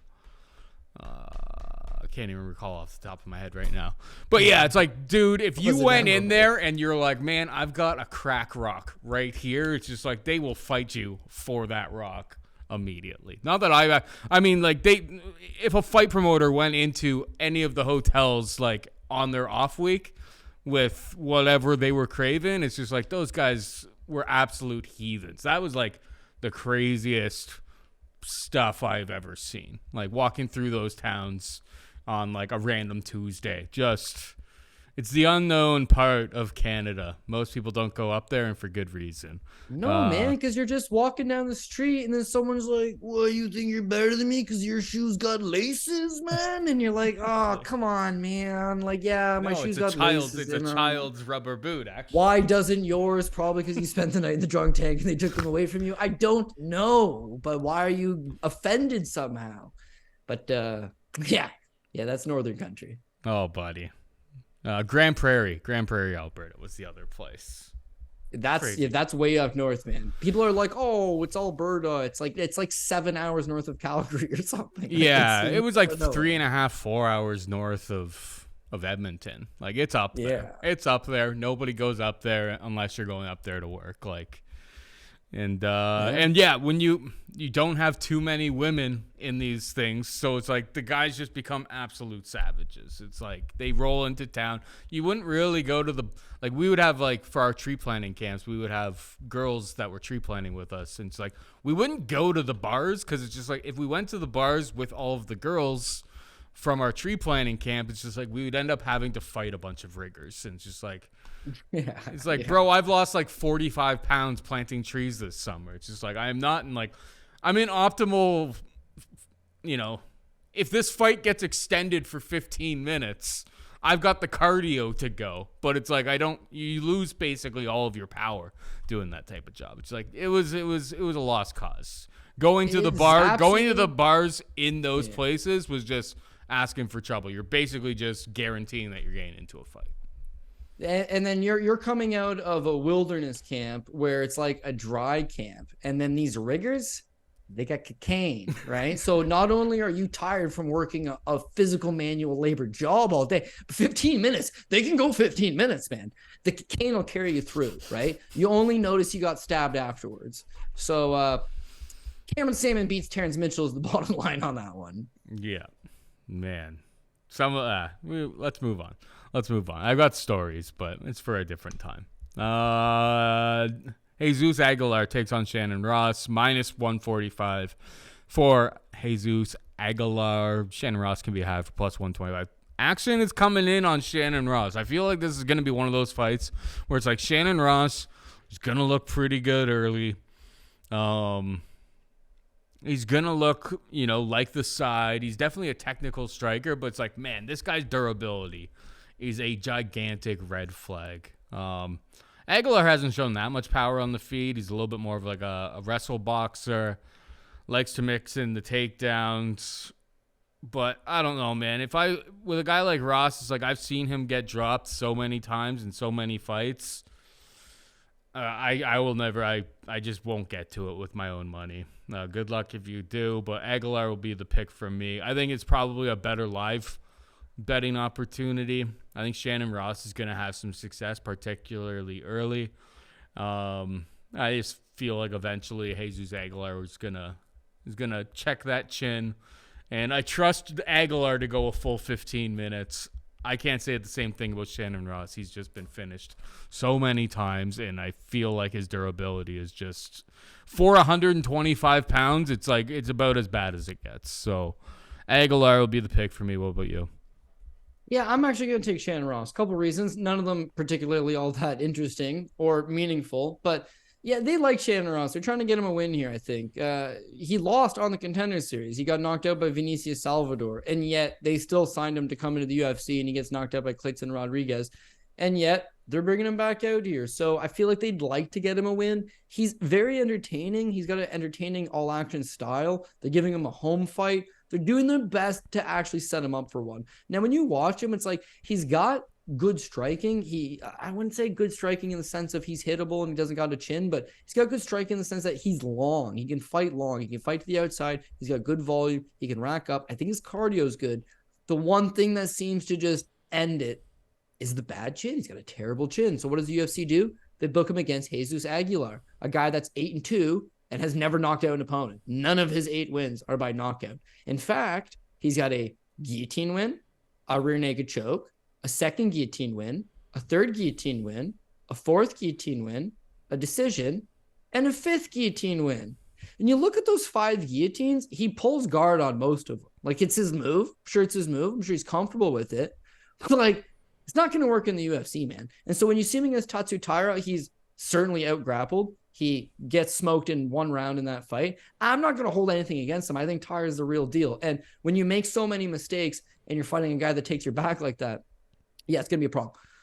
But still, I think he puts himself in vulnerable positions and he gets away with it. So with Shannon Ross, how does he win the fight, right? Because if he tries to pull on some sucker guillotine choke, Shannon Ross is going to get on top of him, establish some top control, and rack up some ground time. Probably win the round. If he doesn't take him down, it ends up being a stand-up battle. I can see Jesus coming out here and trying to club him with something, hopefully try to club and sub him with something. But it's unfair to say Shannon Ross can't take a punch. Okay, listen, he'd been dropped a lot of times in the regional scene. Fair. But the last two, Clayton Rodriguez and Vinicius Salvador, bro, those guys bang, man. Those guys are heavy hitters. You got one guy, Clayton Rodriguez, that's not even a flyweight, who missed weight for his fight with Shannon Ross, and the guy's got heavy hands. And there's Vinicius Salvador. I think he was on a 3-fight winning streak, all by first-round knockout or second-round knockout, coming into his fight with Shannon Ross. He dropped Shannon Ross 3 times. Wasn't like the first shot just put him out. Like everything that landed put him on skates. So I know what you're saying. Why would you ever want to bet this guy? And for the most part, I don't. But he's plus money. He's plus money on a card where I've taken predominantly a whole lot of favorites. Underdogs are going to come through. And what I got Ross is I got a better striker. I think his cardio is solid. He's fighting at home. The UFC's trying to give him a favorable matchup. And if his only issue is that he can't take a punch, they've given him a guy that's never knocked out an opponent. Enough for me to take the plus money on him. So I'll take a small flyer on Shannon Ross. Friends don't let friends bet on guys that lost to Trash Can Mkhitaryan there, Code. At least he didn't get knocked out, though, right? At least Trash Can didn't put him out, because that would have been pretty bad. I mean, I don't want to actually bet on this fight. We should make this into a shoey bet. I'll take Aguilar, you take Ross. Okay, yeah, I'm in. All right. Even Ross's other loss, that Steve Ursig guy, he just debuted. Ursig is really good debut. Good, man. He looked really good. So it's like, oh, he's 1-3 in his last 4. It's like all 3 of those guys are much better than Jesus Aguilar, and he's fighting Jesus Aguilar in his own backyard as a plus money underdog. I think he could do worse. Whose own backyard? Oh, yeah. I guess it's nobody's own backyard. But yeah, Shannon Ross, he's Australian. He's not going to get, it's not. Yeah, I suppose it's Las Vegas. It's nobody's backyard. I don't know why I thought this card was in Australia. It's got Volkanovski, Robert Whittaker, Dan Hooker, Jack Maddalena, I know, Shannon Ross. Yeah, my bad. I thought it was in Australia for a second, but yeah, no, it's a Vegas card. So. You said something earlier where it seemed like I did mention it earlier. In Vegas, or where you thought it was in Australia, and I was just like, I probably mentioned I'm going to pretend that didn't happen. You're just only correcting me now. I'm correcting you now because you said it again. But yeah, it's in Vegas. True. But it's weird that there's so many Aussies on this card. No, you don't have to apologize for anything. You just be ready. Just have your shoe ready for next week there, bud. Ross, because Aguilar has never knocked anybody out. But what an opportunity to get your first knockout of your career against Shannon Ross. I'll tell you that much. I'm willing to put a shoey. I mean, with my new shoey boot, it's you're a little more liberal with just throwing them shots fun. around. It's easy. Yeah, I'll just throw them around. Shots for everyone. I was hoping, because you kind of like Denise Gomes a little bit. I was hoping you weren't going to offer me some 3-1 shoey bet or 4-1 shoey bet, because Yazmin's a 4-1 favorite, but it's like, would you take that bet? No, you wouldn't take that bet. I don't like saying no to shoey bets. So it's like, I didn't want you to paint me in a corner, but you did it. So I'm happy with taking this one. Ross versus Jesus Aguilar, straight up. I hate betting against Jesus, but in this case, I'm going to have to take a shot. I like doing the shoey bets on ones that keeps me from betting actual money on these sides. A lot of the times, that's kind of my general go-to with the shoey bets is because I have a shoey bet riding on the line with it, I'm gonna be less inclined to do something like super degen and waste a whole bunch of money fading or changing something that I'm kind of give or take on. Yeah, it's the 6-1 shoey that we had. That wasn't even close. It was Vicky Leon's. That was a perfect example of it. It's just I am not putting a cent on Victoria Leonardo. But yeah, a 6-1 shoey, 6-pack Saftic had a potential to happen. I'm about that life. All right, finally, we got Esteban Ribovic taking on Camuela Kirk, minus 145 for Ribovic, plus 125 for Camuela Kirk. Who you got here, bud? It's just another underdog I can't quite get to. Like when I look at Esteban Revovic, is that he looked fairly untested, unproven, I suppose, on like the South American regional scene because he's fighting a lower level of competition and he just smashes these guys. Guys got big power, but like what else has he got to his game? So his fight on the Contender Series, he's a big underdog, I'm pretty sure. No, he's a big favorite. He takes on this Thomas Paul, who I actually didn't mind. This Thomas Paul's not bad. But Rivovic goes out there and he puts it on him again. First round knockout. Guy's very physically strong. He's aggressive. I just don't know how he's going to be able to carry it. So when he takes on Loic Radzividanov in his UFC debut, Loic was on short notice. Loic's not really known for his cardio anyways. But Loic is like a power grappler, man. If he's able to take you down, he's going to spend lots of time on top of you. He does his best work on top. Very physically strong. Tajikistan fighter. He took down Rivovic a whole lot, but he couldn't hold him down. So right then and there, it's like, damn, this guy's actually got an okay ground game that I didn't really know about. His ability to get back up, especially against an elite level wrestler, or at least a high level wrestler, solid and on point. And for the first time, he has to go to a second round. He has to go to a third round. His cardio checks out. So I think with a good solid camp, able to prepare, able to go out there. And for the record, he fought Loic Radzividanov because Kamala Kirk pulled out. So now they're rebooking the Kamala Kirk fight. I think he's going to be better off because of it. He just fought 15 minutes. That's going to be good. I thought he fought a much better guy in Loic Radzividanov, gave a solid account for himself. He's a bigger, stronger, more physical guy than Kamala Kirk. It's really going to come down to the wrestling. And Loic's a better wrestler, and I thought he held his own. Kamala, meanwhile, I think you can get back behind him for plus money. You know, as an underdog, I don't mind it. He's fought at an okay level. So the more I look at it, right, it's like he's fought really low-level guys, and he generally likes to build himself back up after losses. So he loses to Kyle Reyes, and he comes back fighting an 0-2 guy and a 12-11 guy. Then he loses to Anthony Backham, who's 8-4. Well, he comes back fighting out 1-0, right? Loses to Billy Q on the Contender Series. Loses to Bruno Souza. When he fought Makwan Amirkhani, right? He wins the fight, but it's super close. Like it's a very close, toughly contested fight. He edges it out. I thought he'd look better against Damon Jackson, and he got smoked. He got out wrestled. He got out grappled. He got out struck. He had nothing for him. And that's what it dawned on me. His cardio is not all that good. He faded pretty solid in the Billy Q fight. He faded versus Damon Jackson. He's not really all that physical. And if he's going to rely on his wrestling to take Ribovic down, because you're getting outstruck that badly by Damon Jackson, Ribovic's going to tear you apart. He's going to have to take him down, which is possible. But if Loic couldn't hold this guy down, like he's going to get up and he's going to continue to torch him. The only one thing is like at least Kamala's got 4 or 5 fights in the UFC. He's got some experience, whereas Ribovic is still green, gonna make some mistakes, run into some issues along the way. I just can't get behind Kamala Kirk. Again, his steps up have been Damon Jackson, Billy Q. That's about it. You know, he lost both of them. The Makwan Amirkhani fight, he could have very well lost. The other wins, not all that impressed with them, to be honest with you. So here's a kid I thought was a good prospect. I thought this guy could be good. You'll remember because we bet Billy Q in that fight. He won the first round against him. He was like a minus 275 pre-fight favorite, and it flopped up to like minus 350 after the first round. Then he fell apart. He was a good prospect back then. But that was 4 years ago. In those 4 years, he's fought 5 times, gone 3-2, and looked pretty middling the whole time. No improvements to his game, no real physicality, no X factor. And his path to victory in this one was just wrestle.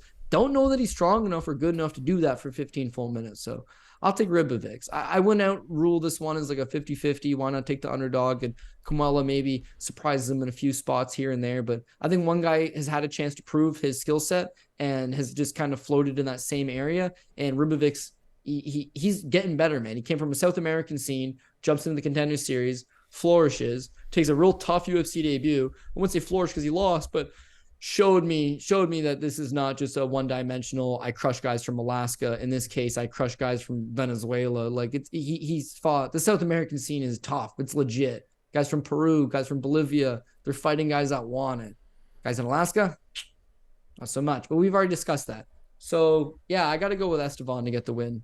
Yeah, I'm with you. I actually just added it to the card right here. I think what generally happens, I mean, this opened up like close to a pick'em. It scorched all the way down to like minus 200, and then people took the shot on Camuela Kirk from like plus 170 all the way up to like plus 130. It seems like the market has like, now there's like correction back the other way where it's like, wait a second. It's like, okay, like Ribovich was taken down 11 times, but he got back up and he landed some good shots against a guy in Loic, who I guess was a little bit exposed last week. Got beaten down bad against a really legitimate prospect. The guy's good. Yeah, top end prospect. So I think a lot of people are probably with their Camuela Kirk bets are thinking that like Kirk can come out here and just go takedown after takedown. But it's like Loic wasn't able to hold him down. And I think when they're striking at range, Ribovich showed enough to me that like, if this guy wasn't on his back, when he wasn't on his back, he was landing really, really nice shots, doing pretty good, well for himself in that fight. I'm with you. I think Ribovich is definitely the side here. And I really don't have too much faith in Camuela Kirk going out there and just maintaining a wrestling game. It's like he took down Billy Q twice in their fight. But otherwise, it's like he hasn't really been able to do much with the wrestling. So I think his wrestling may be a little bit overrated, and I think Ribovich is definitely playable down like in this range. It's like under minus 150. I think it's back into playable range, and that's why I hopped in. I grabbed the minus 139 while you were talking. So yeah, my bets this week, I've got Ribovich minus 139. I've got Pantoja by sub at like a ridiculous number that's not even on market, but like I would play that up to like plus 400. I think it's worth a poke. What else am I on right now? Give me 1 second here. A couple more bets. Oh, I took Denise Gomes at plus 350. I mean, anything short of like plus 250, I probably wouldn't take the shot. I think Jauregui is definitely the truth. I believe that's all I've got on the card as of right now. No, sorry, the under in Whittaker versus Duplessis. So I got 4 bets as of Wednesday this week. Those are my 4 favorite spots. I'm not entirely sure how much more I'm going to be adding. These pay-per-view cards tend to be pretty sharp on the money lines and a lot of the props. There's just a lot more attention. A lot more attention means a lot more action coming in from a pretty sharp market these days. So, yeah, those are my 4 bets. Hit them with the PRP code. Yeah, this week we're going to go with Alexandre Volkanovski. For the purposes of right now, I think I'm going to take Pantoja, and that'll be dog number 1. Robert Whittaker, Jalen Turner, Bo Nickal, Niko Price, Jack Della Maddalena, Yazmin Jauregui, Jimmy Crute, Tatsuro Taira, Vitor Petrino, Cameron Simon, Shannon Ross, underdog number 2, Esteban Ribovic. So yeah, 14 fights, 2 dogs. Doesn't sound good, but as Paul mentioned, like it's a big high-profile pay-per-view. The line's been out for a while.